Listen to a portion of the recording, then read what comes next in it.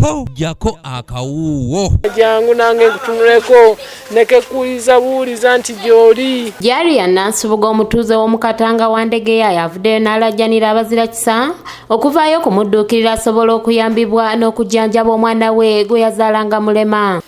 Awo abudo n'afiirawo mama ye n'avaako. Ono agamba nti yafuna akabenje ng'ali lubuto ekyaviirako omwana we yali tannazaalibwa okufuna obuvune era okuva lwe yamuzaala yagaana okutereera nga n'okutambula kwagaana. Funa accident ng'ali mu lubuto era accident n'ebeera y'amaanyi nnyo nemba nga bwe namuzaala n'abanga mulema teyeesobola bwe natuukira okulaba nti mulema okubanga mutuuza nga tatuula bwe nalabira obulema bwe nga tasobola kutuula akutama bukutami omuba omuzanyisa ng'omuyimusa bw'ata teyayimusa omutwe ng'akutamye bukutami. Agamba omusajja amuddukako tabawadde obuyambi ng'ono yatandika mpolampola okwegaana omwana okutuusa lwe yabalekawo. Ye taata w'abaana okuba lwe yategeera kwegamba twali era nga twecyanga naye kasaala buno nga ye mulema ye nga bw'avuma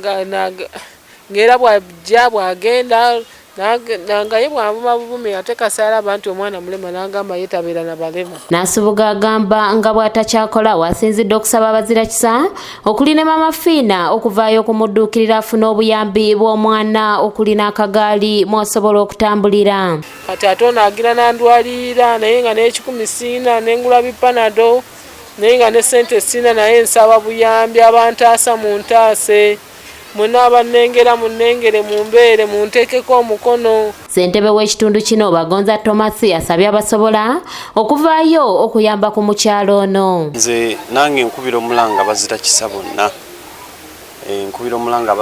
bonna ebitongole oba gavumenti abasobola okuvaayo bunnambiro badduukirire omukyalo oyo mu mbeera gy'alimu kubanga embeera emuyinze.